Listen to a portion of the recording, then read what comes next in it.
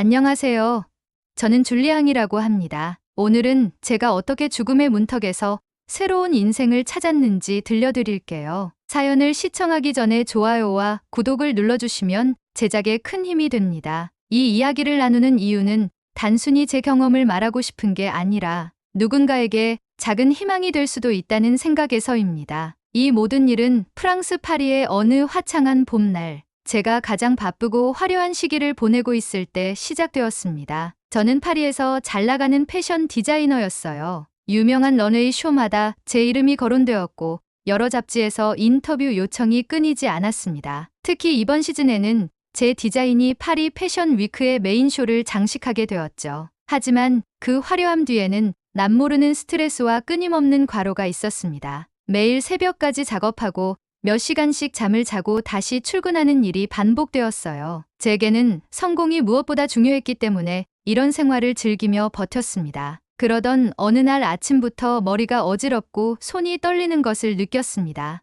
대수롭지 않게 생각하며 커피 한 잔으로 해결하려 했지만 증상은 더 심해졌어요. 손끝이 찌릿찌릿하고 걸을 때 다리에 힘이 빠지기 시작했죠. 그런데도 저는 무시했습니다. 바쁠 때일수록 흔히 있는 일이야. 그냥 조금 쉬면 괜찮아질 거야. 그렇게 스스로를 다독이며 일을 계속했어요. 하지만 문제가 본격적으로 드러난 건 중요한 패션쇼 리허설 도중이었습니다. 모델들의 워킹을 확인하며 디테일한 피드백을 주고 있던 도중 갑자기 시야가 흐려지더니 눈앞이 빙글빙글 돌기 시작했어요. 순간적으로 쓰러졌고 모두가 놀라 저를 응급실로 데려갔습니다. 그날 병원에서 저는 평생 잊을 수 없는 말을 듣게 되었습니다. MRI와 여러 검사를 마친 후 의사가 진지한 표정으로 제게 말했어요. 줄리앙 씨, 뇌종양입니다. 위치와 크기로 보아 상황이 좋지 않습니다. 수술이 쉽지 않을 수 있어요. 그 순간 세상이 멈춘 것 같았습니다. 왜 제가 이런 병에 걸린 거죠? 불과 며칠 전까지만 해도 저는 제 커리어와 삶의 정점에 있다고 믿고 있었는데 이제 모든 게 무너진다는 사실을 받아들일 수가 없었어요. 의사가 계속 설명을 이어갔지만 한마디도 들리지 않았습니다. 단지 고개를 끄덕이며 진단서를 받아들었죠. 집으로 돌아가는 길은 마치 꿈속을 걷는 것 같았습니다. 주변 사람들은 여전히 바쁘게 움직이고 있었지만 제게는 모든 것이 멀어져만 갔어요. 집에 도착한 후 저는 창밖을 보며 한참 동안 멍하니 앉아 있었습니다. 파리의 거리에서 불빛이 반짝이는 모습을 보며 이런 생각을 했어요. 내가 이 세상을 떠나게 되면 아무도 나를 기억하지 못하겠지. 아니, 어쩌면 이렇게 떠나는 게 더 나을지도 몰라. 며칠 동안 가족들에게 사실을 말하지 못했습니다. 그러다 용기를 내어 전화를 걸었는데 부모님께서는 처음엔 믿을 수 없다는 반응을 보이셨습니다. 그리고 이내 어머니의 울음소리가 전화기 너머로 들려왔어요. 줄리앙, 내가 얼마나 열심히 살아왔는데 이런 일이 왜 너한테 생긴 거니? 아버지는 목이 메어 제대로 말씀도 못 하셨죠. 그 후로 모든 걸 포기했습니다. 준비 중이던 패션쇼와 프로젝트도 모두 중단하고 회사에 사직서를 냈어요. 작업실에 있던 모든 도구들을 정리하며 이게 마지막일 거야라는 생각에 마음이 무거워졌습니다. 제가 그토록 사랑했던 디자인조차 이제는 아무런 의미가 없었어요. 그러던 중 인터넷에서 우연히 한국 의료기술에 대한 기사를 보게 되었습니다. 세계 최고 수준의 뇌종양 치료 성공률이라는 제목이 눈에 띄었죠. 한국은 제게 단지 K-팝 한류 드라마 그리고 김치 같은 음식으로만 알고 있던 나라였어요. 솔직히 말하면 그들의 의료 기술이 세계적이라는 말을 믿기 어려웠습니다. 프랑스와 같은 선진국도 저를 고치지 못하는데 한국이라고 다를까 싶었죠. 하지만 그 기사를 본 뒤로도 계속 마음속에 작은 불씨가 남아 있었습니다. 그 불씨는 제 친구 루카스를 만나며 점점 커졌어요. 그는 여러 나라를 여행하며 특히 한국에 대해 깊은 애정을 가지고 있는 사람이었는데 저에게 이렇게 말했습니다. 줄리앙, 너 정말로 한국의 의료 기술을 무시하면 안 돼. 내가 한국에서 만난 많은 사람들이 그곳에서 인생을 바꾼 경험을 했어. 특히 뇌종양 수술은 세계 최고야. 너 지금 어차피 시간이 없잖아. 한번 시도해보는 거야. 처음엔 반신반의하며 웃어넘겼습니다. 하지만 루카스는 진지했습니다. 태블릿을 꺼내 한국 병원들의 최첨단 장비와 수술 성공 사례를 보여주었어요. 그의 이야기를 들으며 저는 처음으로 이렇게 생각했습니다. 그래, 어차피 잃을 게 없다면 한번 도전해보자. 그날 밤 저는 비행기표를 예약하고 한국에 대해 하나씩 알아보기 시작했습니다. 한국의 병원 시스템, 서울의 의료시설 그리고 뇌종양 치료 성공률에 대한 사례들. 점점 설렘과 두려움이 뒤섞이며 마음이 복잡해졌습니다. 결국 저는 인생의 마지막 희망을 걸고 한국으로 떠나기로 결심했죠.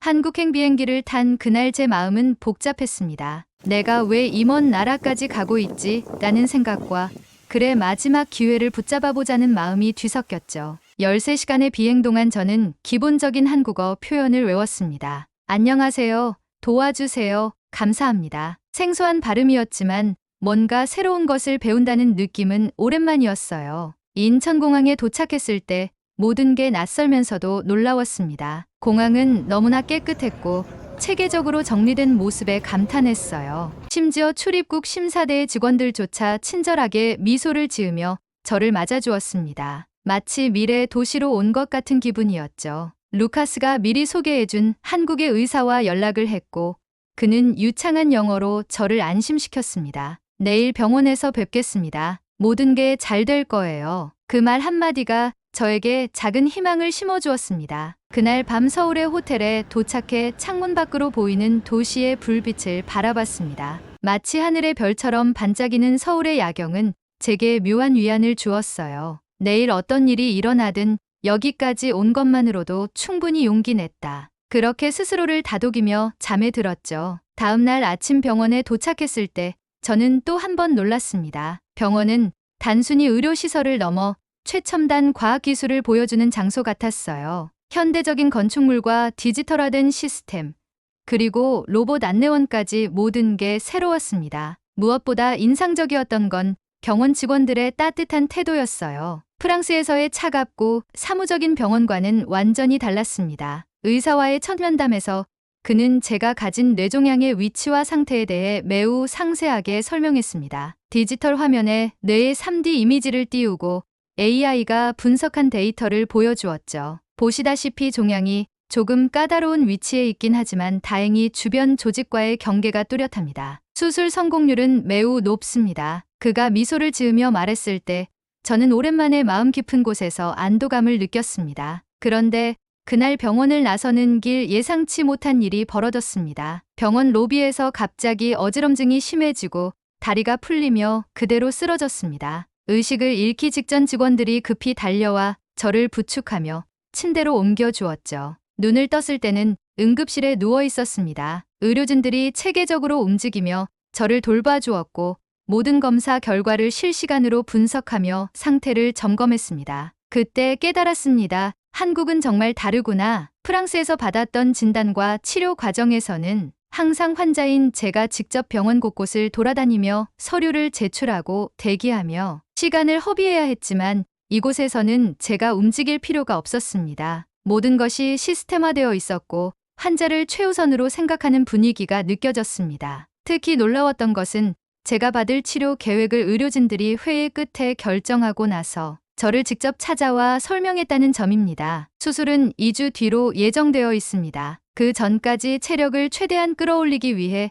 집중적으로 관리하겠습니다. 그리고 혹시 불편한 점이나 궁금한 게 있으면 언제든 말씀해 주세요. 그날 이후 저는 매일같이 정밀 검사를 받으며 치료 준비를 시작했습니다. 모든 과정은 마치 잘 짜인 영화의 한 장면처럼 체계적이었어요. 간호사들은 매일 아침 저를 찾아와 인사를 건넸고 영어가 익숙하지 않은 직원조차 서툴지만 정성스럽게 대화하려 노력했습니다. 특히 담당 간호사님은 늘 미소로 저를 맞아주었고 제가 불안해할 때마다 시간을 내어 이야기를 들어주었습니다. 하루는 병원 정원을 산책하던 중 같은 병동에서 치료받고 있는 환자를 만났습니다. 그는 호주 출신으로 저와 비슷한 뇌질환을 겪고 있었지만 한국에서의 치료로 많이 호전된 상태였어요. 그는 저에게 이렇게 말했습니다. 한국 의료진들은 단순히 병을 고치는데 그치지 않아. 환자를 가족처럼 대하고 치료 과정을 하나하나 세세히 알려주지. 나도 여기 오기 전에는 얼마나 두려웠는지 몰라. 하지만 이곳에서는 두려움 대신 신뢰를 느꼈어. 그 말을 들으며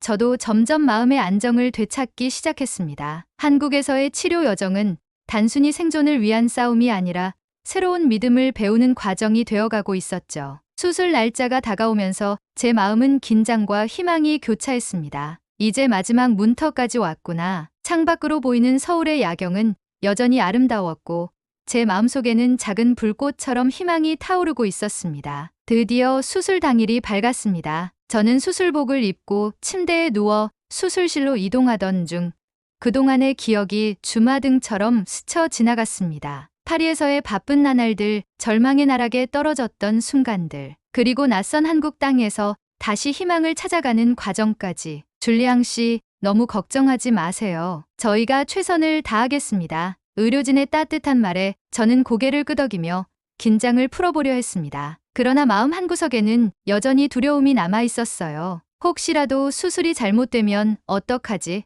그런 생각이 떠나질 않았습니다. 수술실은 영화에서나 보던 최첨단 시설로 가득 찼습니다. 의료진은 체계적으로 준비를 시작했죠. AI 시스템으로 수술 과정을 실시간으로 모니터링할 겁니다. 종양의 경계를 정확히 확인하고 뇌의 손상을 최소화할 수 있습니다. 의사의 설명을 들으며 저는 그들이 얼마나 이 일에 능숙한지 느낄 수 있었습니다. 수술은 몇 시간 동안 이어졌고 제가 정신을 차렸을 때는 회복실이었습니다. 첫 번째로 눈에 들어온 건 창밖으로 보이는 서울의 푸른 하늘과 밝은 햇살이었죠. 그리고 들려온 간호사의 말. 수술은 성공적으로 끝났습니다. 종양은 완전히 제거되었어요. 그 순간 눈물이 쏟아졌습니다. 지난 몇 달간의 두려움과 고통이 한순간에 풀리는 것 같았어요. 가족들에게 전화해 이 소식을 전하자. 어머니는 통화 너머로 흐느끼며 우리 딸 정말 다행이구나라고 말씀하셨습니다. 아버지도 처음으로 감정을 숨기지 않고 울음을 터뜨리셨어요. 그러나 기쁨도 잠시 회복 과정에서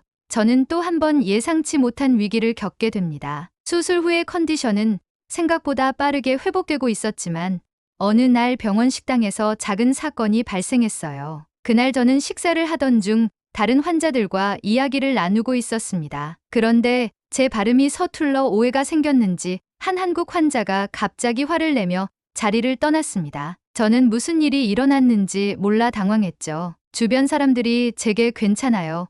신경 쓰지 마세요라고 위로했지만 마음이 무겁고 불편했습니다. 그 일이 있은 후 간호사님께 조심스럽게 물었습니다. 혹시 제가 뭔가 잘못했나요? 제 한국어가 서툴러서 그런 걸까요? 그녀는 잠시 생각하더니 웃으며 말했습니다. 아마도 단순한 오해였을 거예요. 제가 다시 한번 그분과 이야기해 볼게요. 그리고 정말 놀라운 일이 벌어졌습니다. 그 환자가 직접 저를 찾아와 미안하다고 사과한 겁니다. 그는 영어가 서툴러서 제가 무슨 말을 했는지 잘못 이해했다고 했어요. 당신이 그런 의도가 아니었다는 걸 이제야 알았어요. 제가 너무 민감하게 반응한 것 같네요. 죄송합니다. 그 작은 오해를 풀고 나니 한국 사람들의 진심과 따뜻함이 다시 한번 느껴졌습니다. 이들은 단순히 치료를 넘어 사람과 사람 사이의 신뢰를 얼마나 소중히 여기는지를 보여줬습니다. 회복 기간 동안 저는 한국의 의료 시스템을 더 깊이 경험했습니다. 의사와 간호사들은 매일 회진을 돌며 제 상태를 세세히 점검했습니다. 특히 놀라웠던 건 모든 과정이 투명하게 공유된다는 점이었어요. 검사 결과, 치료 계획 그리고 제가 앞으로 주의해야 할 점까지 태블릿 화면으로 상세히 설명해 주었습니다. 하루는 물리치료를 받으면서 담당 치료사에게 이렇게 물어봤습니다. 왜 이렇게 환자들에게 모든 걸 설명하고 투명하게 공개하는 거죠? 보통 병원에서는 환자가 잘 알지 못하도록 정보를 제한하는 경우가 많은데요. 그는 미소 지으며 답했습니다. 여기에서는 환자도 치료 과정의 한 부분이라고 생각해요. 병을 고치는 건 의사와 간호사만의 일이 아니라 환자 자신도 그 과정에 참여해야 하니까요. 그래서 모든 걸 투명하게 공개하고 환자분이 스스로를 믿을 수 있도록 돕는 게 중요해요. 그 말이 제게 깊은 인상을 남겼습니다. 한국의 의료진들은 단순히 병을 고치는 기술에만 집중하는 게 아니라 환자의 마음까지 보듬는데 온 힘을 다하고 있었어요. 또한 회복실에서 다른 외국 환자들과 교류하며 저만 이런 경험을 한 게 아니라는 걸 알게 되었습니다. 미국에서 온 한 여성은 여기서 치료를 받으면서 처음으로 병원에서 따뜻함을 느꼈어요라고 말했고, 일본에서 온 한 남성은 한국 의료진의 헌신은 정말 대단해요. 이런 시스템이 전 세계에 더 널리 알려졌으면 좋겠어요라고 했습니다. 수술 후 몇 주가 지나면서 제 상태는 빠르게 회복되었고 병원에서도 곧 퇴원을 준비하라고 했습니다. 이제는 다시 새로운 삶을 시작할 준비를 할 때가 된 거였죠. 퇴원을 앞두고 병원 정원을 산책하며 저는 새삼스럽게 이 모든 게 얼마나 감사한지 느꼈습니다. 퇴원하는 날 저는 병원 입구에서 잠시 멈춰 섰습니다. 서울의 맑은 공기가 폐 깊숙이 들어왔고 따스한 햇살이 제 얼굴을 감싸고 있었어요. 그 순간 살아있다는 것이 얼마나 감사한지, 그리고 제게 두 번째 기회를 선물해준 한국이 얼마나 소중한지 깨달았습니다. 병원에서 마지막으로 주치의와 담당 간호사 그리고 치료팀 모두가 나와 저를 배웅해 주었습니다. 주치의는 밝은 미소로 말했어요. 줄리앙 씨, 이곳에서의 시간은 이제 끝이지만 앞으로의 인생은 더 소중할 겁니다. 건강하게 잘 지내시고 힘든 일이 있으면 언제든 연락하세요. 그의 따뜻한 말 한마디에 가슴이 뭉클해졌습니다. 특히 담당 간호사분께서는 저를 위해 작은 손편지와 선물을 준비해 주었어요. 편지 속에는 이런 글이 적혀 있었습니다. 줄리앙 씨, 당신은 정말 강한 분이에요. 이곳에서의 경험이 새로운 삶의 시작이 되었으면 좋겠습니다. 그리고 당신의 이야기는 이 병원에서 치료받고 있는 많은 환자들에게 희망이 될 거예요. 멀리서도 항상 응원하겠습니다. 그 편지를 읽으며 제 눈가가 뜨거워졌습니다. 한국에서 만난 이들이 단순히 제 병을 고친 게 아니라 제 삶의 새로운 빛을 밝혀주었다는 걸 느꼈죠. 공항으로 가는 길 저는 택시 안에서 서울의 거리를 조용히 바라봤습니다. 넓은 도로와 한강을 가로지르는 다리, 바삐 움직이는 사람들, 그리고 제가 머물렀던 병원이 있는 그 방향의 건물들까지 모든 것이 낯설면서도 친숙하게 느껴졌습니다. 이 도시에서의 기억이 제게는 더 이상 아픈 과거가 아닌 새로운 삶을 위한 출발점이 되었으니까요. 인천공항에서 비행기를 타기 전 저는 창밖으로 펼쳐진 활주로를 보며 속으로 조용히 한국에 감사 인사를 전했습니다. 고마워요, 한국. 당신들 덕분에 지금의 내가 있어요. 프랑스로 돌아온 뒤 저는 제 삶을 완전히 새롭게 시작했습니다. 오랜 시간 비워두었던 작업실 문을 다시 열었을 때 그곳은 먼지가 가득 쌓여 있었지만 저에게는 새로운 도전의 공간처럼 느껴졌어요. 저는 하나씩 먼지를 닦고 도구들을 정리하며 마음속으로 다짐했습니다. 이제는 내 삶을 단순히 성공을 위한 경쟁으로 살지 않겠다. 내 디자인으로 사람들에게 희망과 감동을 줄 수 있는 일을 하자. 며칠 후 저는 SNS에 그동안의 이야기를 짧게 공유했습니다. 죽음의 문턱에서 다시 살아난 나의 이야기, 그리고 한국이 준 두 번째 기회. 제 이야기는 순식간에 퍼져나갔고 많은 사람들이 댓글을 남기며 응원의 메시지를 보내주었습니다. 특히 몇몇 사람들은 비슷한 상황에 놓였던 경험을 이야기하며 저와 연결되었죠. 당신의 이야기가 저에게도 큰 용기를 줬어요. 라는 메시지를 읽을 때마다 한국에서의 시간이 얼마나 큰 의미를 가졌는지 다시 한번 느끼게 되었습니다. 몇 달 후 저는 제 경험을 바탕으로 새로운 패션 라인을 선보였습니다. 컨셉은 레버트 재탄생이었어요. 이 라인은 단순한 옷이 아니라 삶의 새로운 시작과 희망을 담은 디자인이었습니다. 그리고 저는 이 라인의 첫 번째 런웨이를 열면서 무대 중앙에 서서 관객들에게 이렇게 말했습니다. 이 옷들은 제가 만든 패션이 아닙니다. 제가 다시 태어난 과정을 담은 이야기입니다. 그리고 그 이야기를 가능하게 해준 곳은 바로 한국이었습니다. 한국 의료진들이 아니었다면 오늘 이 자리에 저는 서 있지 못했을 겁니다. 관객석에서 박수 소리가 울려 퍼졌고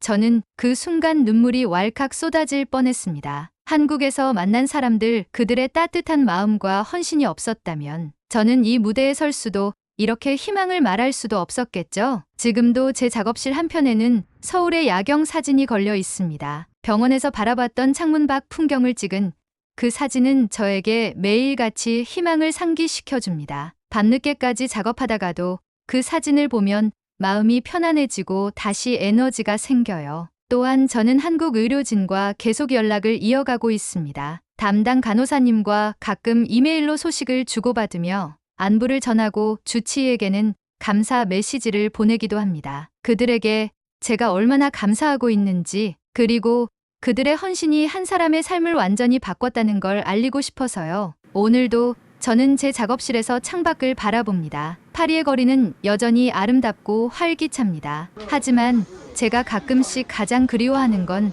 서울의 따스한 거리와 제게 두 번째 인생을 선물해준 그곳에서의 시간이죠. 한국 그리고 그곳의 사람들. 당신들 덕분에 저는 그리고 제 이야기를 통해 누군가에게 작은 희망을 전하고 싶습니다. 정말 고맙습니다. 저는 언제나 한국을 가슴속에 간직하며 살아갈 겁니다. 여러분도 힘든 순간이 올 때 절대 포기하지 마세요. 한국에서 제게 일어난 기적 같은 일이 여러분에게도 일어날 수 있을 겁니다. 감사합니다. 오늘 제가 전해드릴 이야기는 여기까지입니다. 한국 의료 기술을 통해 새의 삶을 살게 된 줄리앙 씨를 위해 구독과 좋아요로 함께 응원해 주세요. 앞으로도 흥미롭고 감동적인 이야기를 선사해 드리겠습니다. 시청해 주셔서 감사합니다.